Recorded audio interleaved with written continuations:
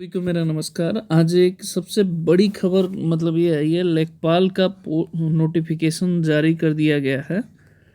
अब इसमें हम एक एक पॉइंट पे डिस्कशन करेंगे कि क्या चीज़ है, कैसे भरना है, कितने परसेंटाइल होना चाहिए। अंत तक देखिए क्या क्या रिक्वायरमेंट है, क्या क्या योग्यता है।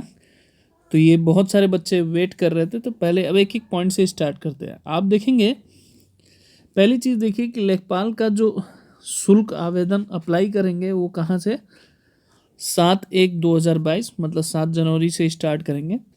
लास्ट डेट इसका जो सबमिट का है वो 28/1/2022 है। और संशोधन कर सकते हैं फॉर्म में, वो 4 फरवरी 2022 है। ये पहले तक क्लियर है, ठीक है। अब आप देखेंगे इसमें एक एक चीज़ की अगर बात करें तो यहाँ कर है कि जो यहाँ देखिए जो परसेंटाइल हमें जो मिला है, राजस्व लेखपाल मुख्य परीक्षा हेतु अभ्यर्थी को शॉर्ट लिस्टिंग ऑफ द प्रारंभिक अर्थ परीक्षा पीईटी जो हुआ था के स्कोर के आधार पे की जाएगी। शॉर्ट लिस्ट का ये अभी इन्होंने बताया नहीं है। ये चीज़ें क्लियर देखिएगा कि कितने परसेंटाइल वाले एलिजिबल हैं इसमें। पहली चीज़, इस परीक्षा में प्रतिभागी है तो केवल वही अभ्यर्थी ऑनलाइन आवेदन कर सकते हैं जो प्रारंभिक परीक्षा पीईटी 2021 में सम्मिलित हुए हैं और उन्हें आयोग द्वारा स्कोर कार्ड वैध संख्यात्मक स्कोर के साथ जारी हुआ। मतलब जो लोग पीईटी दिए होंगे सिर्फ वही एलिजिबल हैं, इसके अलावा दूसरा कोई एलिजिबल नहीं है। क्लियर है ये चीज़ें देखिएगा। अब देखिए यहाँ सबसे बड़ी इंटरेस्टिंग इन्होंने किया है, परंतु यह जब आयोग के स्तर पर जांच के अधीन श्रेणियों में अभ्यर्थियों को किया जाए तो उन श्रेणियों को एक लिखा अभ्यर्थियों को भी आयोग द्वारा आयोजित होने वाली विभिन्न मुख्य परीक्षाओं के आवेदन की अनुमति। ये कब निर्णय किया जाएगा, जब आप फॉर्म फिल कर लेंगे उसके बाद ये डिसाइड करेगा कि परसेंटाइल कितना डिसीजन होना चाहिए। अब आप देखिए इसके लिए क्या क्या है। इस विज्ञापन के अंतर्गत आवेदन हेतु ऑनलाइन आवेदन लागू होगा। ऑनलाइन है ऑफलाइन है, इस वेबसाइट पे जाके करना। अब इसकी प्रक्रिया क्या है देखिए, आप सबसे पहले होम पेज पे जाएंगे, जो विज्ञापन है वो देखेंगे। देखने के बाद सफलतापूर्वक सब कुछ देखेंगे। अब प्रक्रिया प्रारंभ होने का यहाँ देखिए प्रोसेस दे रखा है कि एप्लीकेशन ऑथेंटिक लॉगिन, तो पीएटी रजिस्ट्रेशन नंबर डालेंगे।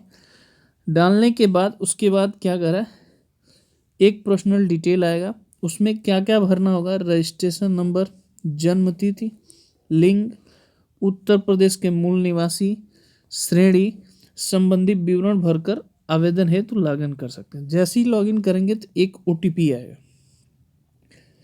रजिस्ट्रेशन मोबाइल नंबर जो आपने पीईटी में दिया था उस पे ये क्या होगा, ओटीपी आएगा उस मोबाइल नंबर पे, ठीक है। इसके बाद वो दर्ज करेंगे। दर्ज करने के बाद इसमें कई चीज़ें आएगी। अब देखिए जैसे इसमें उसके बाद जब डिटेल करेंगे तो क्या क्या आएगा, नाम, पिता का नाम, माता का नाम, उत्तर प्रदेश के मूल निवासी, श्रेणी ईडब्ल्यूएस क्षैतिज आरक्षण के संबंध में, जन्म तिथि, लिंग, वैवाहिक स्थिति, संपर्क हेतु मोबाइल नंबर, ईमेल, स्वतः ही ये दिखाई दे देंगे। इसके बाद जो आपको रिक्वायरमेंट डॉक्यूमेंट है वो आपको करना है। यहाँ देखिए सबसे पहले बोर्ड का संस्था, विद्यालय का नाम, उत्तीर्ण करने का वर्ष, सर्टिफिकेट, रोल नंबर, ये सारे आपको उसमें भरना है। अब ये कह रहा है कि सावधानी पूर्वक आप भरेंगे। फिर एक वेरिफिकेशन कोड होगा, ठीक है। अभ्यर्थी 11 अंक को रजिस्ट्रेशन नंबर सहित विवरण होगा। फिर फोटो और सिग्नेचर अपलोड करेंगे, आप देखेंगे उसके बाद प्रोसेस। फिर अन्य अदर डिटेल, यदि कोई अधिमान अर्हता यदि कोई हो तो यस या नो विकल्प का चुनना है, ठीक है। उसके बाद फाइनल प्रोसेस, फी सबमिट करना है।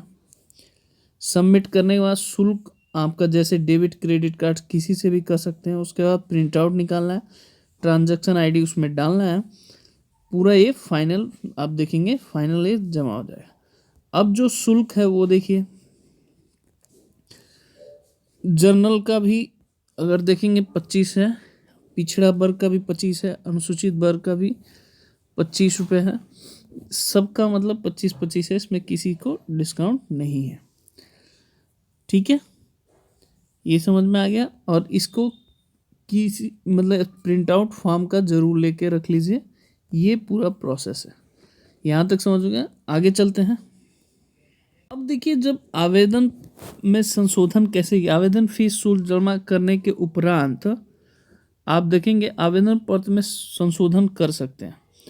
कैसे? एप्लीकेशन सेगमेंट के अंतर्गत जाएंगे, पीईटी रजिस्ट्रेशन के माध्यम से लॉगिन करेंगे, मॉडिफाइड एप्लीकेशन बटन पे क्लिक करेंगे तो ये इसमें नाम की गलती, पिता के नाम, पत्राचार का पता, व्यक्तिगत ईडब्ल्यूएस जो भी मतलब है, जाति श्रेणी, जेंडर, आवेदन की, ये सब चीज़ें चेंज कर सकते हैं। मतलब ये चीज़ें मतलब आपको संशोधित की अनुमति नहीं की जाएगी, सॉरी संशोधित नहीं कर सकते हैं, क्या संशोधित नहीं कर सकते हैं ये सारी चीज़ें। अब यहाँ देखिए पदों की जो इसका ग्रेड पे है, अगर देखेंगे ग्रेड पे 5200 से 20,200, ग्रेड पे 2000 है, 18 से 40 के बीच में न्यूनतम वर्ष ये अप्लाई कर सकते हैं। जनरल का कितना है? 3271 है। अनुसूचित जात का 1690 है। अनुसूचित जनजाति का 152 है। अन्य पिछड़ा वर्ग का 2174 है। ईडब्ल्यूएस आर्थिक आरक्षण का 798 है और टोटल वैकेंसी 8085। ये टोटल ये आपका सीटें हैं, ये सारे D1 है। अब नीचे देखेंगे, ये पूरा भरने के बाद अब एक चीज़ महिलाओं के लिए भी है, इसमें सब कुछ है। सारणी 2 में अगर आप देखेंगे तो यहाँ देखिए स्वतंत्रता संग्राम सेनानी की कितना है? 149। दृष्टिहीनता कम दृष्टि एक भी सीट नहीं है, ये ध्यान रहे। बाधिर और श्रवण शक्ति ह्रास 102 सीटें हैं। बाकी जो एसी जैसे भी बोनापॉन जैसे उनका 122 है, इसके लिए 0 है। और सबसे लास्ट में देखिए महिलाओं के लिए कितना है? 1604। असैन्य भूतपूर्व सैनिकों के लिए 387 है। ये टोटल पोस्ट है जो आपको भरना है। ठीक है, आगे बढ़ते हैं। यहाँ देखिए योग्यता कह रहा है कि अनिवार्य अर्हता निम्नलिखित में देख, पहला कह रहा है कि अभ्यर्थी को माध्यमिक शिक्षा परिषद उत्तर प्रदेश से इंटरमीडिएट परीक्षा या सरकार के समक्ष मान्यता प्राप्त परीक्षा उत्तीर्ण होना आवश्यक है। अधिमान अर्हता अगर है तो अन्य बातों के समान होने पर अभ्यर्थी सीधी भर्ती के मामले में अधिमान दिया जाएगा। किसको किसको दिया जाए? प्रादेशिक सेना में न्यूनतम 2 वर्ष की अवधि तक सेवा किया हो या कैडेट स्तर का इसको बी प्रमाण पत्र पाया हो, उसके लिए थोड़ा सा सुविधा मिल सकता है, बाकी किसी को नहीं मिलेगा। आगे बढ़ते हैं। ये देखिए 1 जुलाई से 18 वर्ष से लेके 1 जुलाई उसमें ऐड करके जो भी 40 वर्ष तक होगा, ये जुलाई तक का ही काउंट किया, उससे आगे नहीं। अगर इसके बीच में है तो आप भर सकते हैं। इसमें कुछ जातियों को छूट दी जाती है, अनुसूचित जात, जनजाति, अन्य पिछड़ा वर्ग श्रेणियों को ये दे रखा है। यहाँ पे जो खेल कूद खिलाड़ी हैं उनके 5 वर्ष की छूट दी गई है। आगे बढ़ते हैं। देखिए जो सिलेबस है क्या है कि लेखपाल के हेतु सामान्य हिंदी के 25 क्वेश्चन आएंगे, गणित के 25 क्वेश्चन आएंगे, सामान्य ज्ञान के 25 क्वेश्चन आएंगे, ग्राम समाज एवं विकास के 25 क्वेश्चन, टोटल 100 क्वेश्चन आएगा। 2 घंटे का समय रहेगा। ये चीज़ें आप समझिएगा, 2 घंटे का समय रहेगा, आपको करना होगा। हर प्रश्न एक एक क्वेश्चन का है। आगे बढ़ते हैं। इसका सिलेबस की अगर बात करें, हिंदी में देखिए क्या क्या है, बहुत आसान है। अगर जॉब पाना चाहते हैं तो समास है, पर्यायवाची है, विलोम है, तत्सम है, तद्भव है, संधि है, वाक्यांशों के लिए एक शब्द का निर्माण है, लोकोक्तियाँ हैं, मुहावरे है, वाक्य संशोधन है, लिंग है, वचन है, कारक है, काल है, वर्तनी है, त्रुटि है, अनेकार्थिक शब्द है, अपठित गद्यांश पद। गणित में देखिए प्रतिशत, लाभ, हानि, सांख्यिकी, वर्गीकरण, बारंबारता, बटन, सारणी, संचयी बारंबारता, आंकड़ों का निरूपण, दंड चार्ट, पाई चार्ट, आयत चार्ट, बारंबारता, मतलब स्टैटिक्स का पूरा पोर्शन है इसमें। अगर बीजगणित का देखेंगे, लघुत्तम समानुपात, युगपत समीकरण, द्विघात समीकरण, गुणखंड, क्षेत्रफल, ये है। रेखा गणित में त्रिभुज, पाइथागोरस, आयात, मतलब मैथ्स का ये पूरा है। सामान्य ज्ञान में देख सकते हैं, सामान्य ज्ञान, राष्ट्र, अंतर्राष्ट्रीय महत्व, सामाजिक घटनाएं, इतिहास, भारतीय इतिहास, राष्ट्रीय आंदोलन। मतलब ये जो सिलेबस दे रखा है, लेवल इसका इतना ज़्यादा हाई नहीं होगा। इसमें विश्व का भूगोल, विश्व का भूगोल समझ रहे हैं, बहुत लंबा है, लेकिन बेसिक चीज़ें पूछी जाएंगी, कौन सा चीज़ कहाँ पे है, ठीक है। फिर ग्राम समाज से विकास के लिए ये चीज़ें हैं, योजनाएं, ये ध्यान रखना है, ये पूरी प्रक्रिया होगी। अब देखिए यहाँ लिखित परीक्षा के संबंध में नोट दे रहा है, अगर विज्ञप्ति के अनुसार आवेदकों की संख्या अत्यधिक होती है तो मुख्य परीक्षा हेतु शॉर्टलिस्ट की गए अभ्यर्थियों की अधिक संख्या होने के कारण लिखित परीक्षा एक शिफ्ट या एक से अधिक आयोजित किया जा सुविधाजनक नहीं होता है तो उससे एक से अधिक शिफ्टों में किया जाएगा।